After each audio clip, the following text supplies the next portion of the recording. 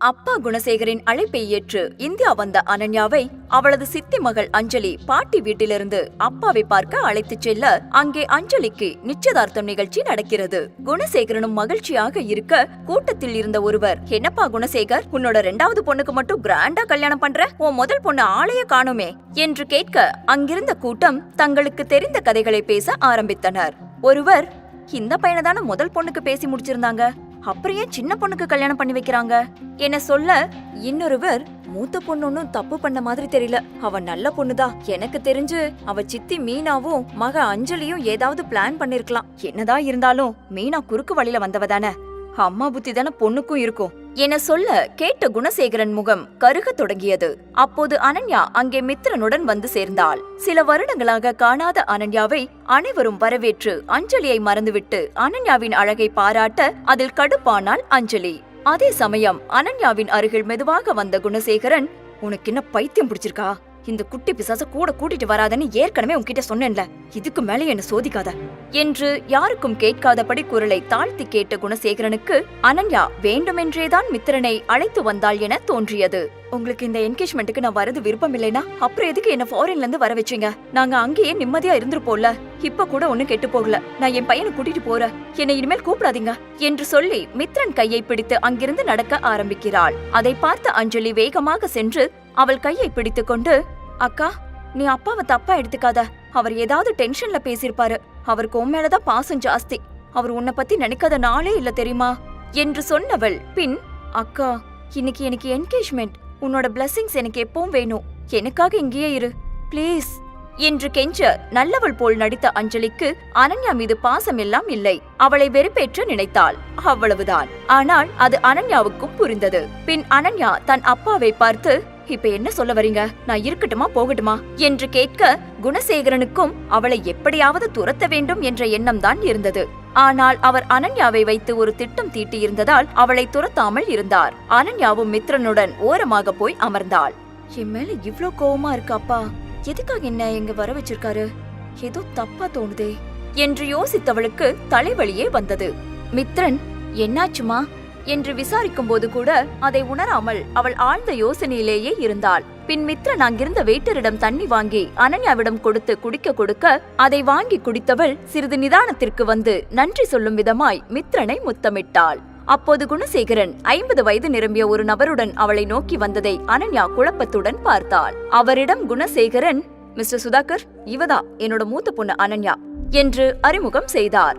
அதை கேட்டு சுதாகர் புன்னகைத்து, மிஸ்டர் குணசேகரன், உங்க 2 பொண்ணுமே ரொம்ப அழகா இருக்காங்க, நீங்க ரொம்ப லக்கி என்று சொல்ல, என் சின்ன பொண்ணுக்கு ஒரு நல்ல வாழ்க்கை அமைஞ்ச மாதிரி என் மூத்த பொண்ணுக்கு ஒரு நல்ல வாழ்க்கை அமையணும், அதுதான் என் ஆசை என்கிறார். அதை கேட்ட அனன்யா, என்ன அப்பா இவ்வளவு அன்பா பேசுறாரு, பின்னாடி ஏதாச்சும் ஆப்பு வைக்க போறாரா என்று யோசித்தபடியே அமர்ந்திருந்தாள். பின் குணசேகரன், அம்மாடி அனன்யா, வா வந்து நம்ம சுதாகர் சார் கிட்ட பேசு, இவர் மனசு வச்சா நீ ராணி போல இருக்கலாம் என்று சொல்ல, தன்னை வெளிநாட்டிலிருந்து வரவழைத்தது சுதாகருக்கு திருமணம் செய்து வைக்கதான் என்பது அவளுக்கு தெளிவாக புரிந்து வேதனைப்பட்டாள் அனன்யா. அப்போது பிரகாஷும் அஞ்சலியும் அருகில் வந்தனர். அனன்யா ஆரம்பத்தில் அப்பா தன்னை ஊருக்கு அழைக்கிறார் என்றதும் மனதின் ஒரு ஓரத்தில் தன்னுடைய தவறை உணர்ந்து அதனை திருத்திக் கொள்ள ஒரு தருணமாக இருக்கும் என்றே நினைத்தாள். ஆனால் அவளுடைய எண்ணம் இப்பொழுது சுக்குநூறாக உடைந்து போய்விட்டது. அப்போது எல்லோர் கவனத்தையும் சிதறடிக்க செய்யும் வசீகரமான ஒருவன் காரில் வந்து இறங்கியதை அவள் கவனிக்கவில்லை. அந்த இளைஞன் அந்த ஹாலிற்குள் வந்ததும் எல்லோருடைய கவனமும் அவன் பக்கம்தான் சென்றது. பின் அனன்யா, எனக்கு இவர்கிட்ட பேச எதுவும் இல்ல, நான் கிளம்புறேன் என்று சொல்லி கிளம்ப முயல அவள் கையை பிடித்து கொண்டு அஞ்சலி, அக்கா, நீ அப்பாவை தப்பா நினைக்காத, உன் மேல இருக்க அக்கறையில தான் இப்படி பண்றாரு, சுதாகர் ரொம்ப பெரிய பணக்காரர், அப்பா சொல்ற மாதிரி நீ மட்டும் அவரை கல்யாணம் பண்ணிக்கிட்டேன்னா உன் லைஃப் தான் சந்தோஷமா இருக்கும் என்று சமாதானப்படுத்த, அப்ப நீயே அவரை கல்யாணம் பண்ணிக்க, எனக்கு ஒன்னும் பிரச்சனை இல்ல என்கிறாள். அதிர்ச்சி அடைந்த அஞ்சலி, ஏங்கா, நான் தான் பிரகாஷ் உயிருக்கு உயிரா நேசிக்கிறேன்னு உனக்கு தெரியும்ல, பின்ன எப்படி இன்னொருத்தர கல்யாணம் பண்ணிக்க முடியும் என சொல்ல, ரொம்ப நல்லவ மாதிரி நடிக்காத, நீ நினைச்சா என்ன வேணாலும் பண்ணுவ என்கிறாள் அனன்யா. அதை கேட்ட குணசேகரன் கோபம் கொண்டு அனன்யாவின் கன்னத்தில் அறைய அதை பார்த்த மீனாவிற்கு மகிழ்ச்சியாக இருந்தது. இதையெல்லாம் தூரத்திலிருந்து பார்த்த ஒருவன் அனன்யாவால் ஈர்க்கப்பட்டதை யாரும் கவனிக்கவில்லை. மிஸ்டர் சுதாகர், இப்போ என் மேல அக்கறை இருக்கிற மாதிரி பொங்கி வழிய நடிக்கிறாங்களே, அதெல்லாம் உண்மைன்னு நினைக்கிறீங்களா, என்ன அடிச்சு திட்டினாங்களே, அதுதான் நிஜம். கடந்த 5 வருஷமா இந்த நாட்டிலேயே நான் இல்ல, அது ஏன்னு தெரியுமா, அதோட எனக்கு ஒரு பையனும் இருக்கா. அதுவும் எங்க வீட்ல இருக்கிற எல்லாருக்கும் தெரியும். இப்படி என்ன பத்தி எதுவுமே தெரியாம நீங்க எதுக்கு கல்யாணம் பண்ணிக்க நினைக்கிறீங்க? என்ன கல்யாணம் பண்றதால உங்களுக்கு எதுவும் கிடைக்க போறது இல்ல. வேணும்னா தங்கச்சியை கல்யாணம் பண்ணிக்கோங்க, உங்களுக்கு எல்லா மரியாதையும் கிடைக்கும் என்று யாரை பற்றியும் கவலைப்படாமல் படபடவென பேச எல்லோரும் அமைதியாகவே நின்றிருந்தார்கள். அப்போது சுதாகர், மிஸ்டர் குணசேகரன், இங்க என்ன நடக்குது? உங்க பொண்ணுக்கு ஒரு குழந்தை இருக்குன்னு சொல்லவே இல்லையே, என்னை ஏமாத்த பாக்குறீங்களா என்று கோபத்தில் சத்தமிட குணசேகரன் ஏதோ சமாளிக்க முயன்றும் முடியவில்லை. அனன்யா தன்னை காப்பாற்ற தன்னையே அவமானப்படுத்திக் கொள்ள வேண்டி இருந்தது.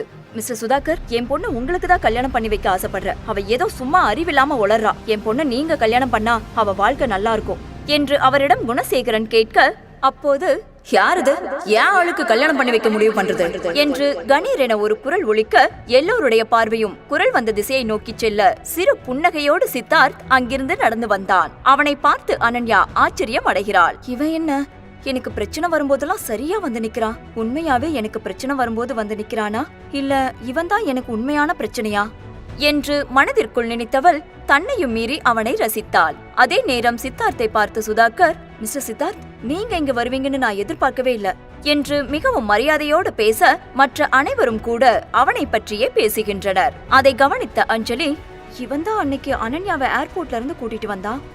இவனை பார்த்து ஏன் எல்லாரும் இவ்ளோ ஷாக் ஆகுறாங்க?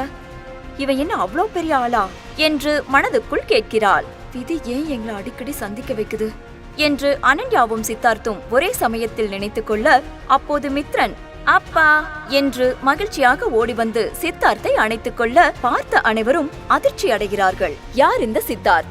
என்ன நடக்க போகிறது தெரிந்து கொள்ள இப்போதே பாக்கெட் எஃப்எம்மில் ரகசிய சிநேகிதனை தமிழ் கதையை கிளிக் செய்து அடுத்த எபிசோடை கேளுங்கள்.